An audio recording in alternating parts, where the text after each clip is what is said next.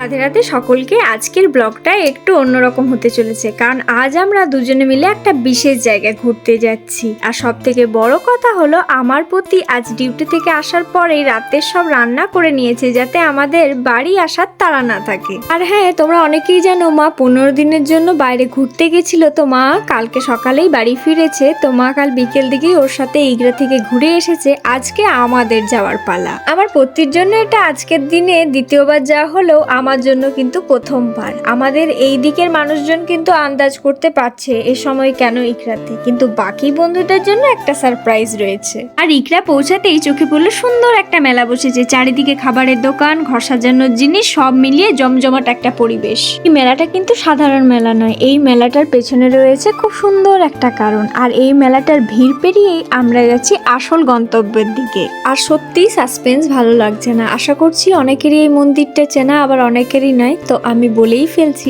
আমরা এসেছি ইকরা বাসন্তী মায়ের পুজো দেখার জন্য। আর আজকে হচ্ছে মহা অষ্টমী। আর দেখুন মন্দিরটা কি সুন্দর, তাই না? কতটা বড় আর কতটা সুন্দর কারুকার্য, চারিদিকটা কত সুন্দর করে সাজানো হয়েছে।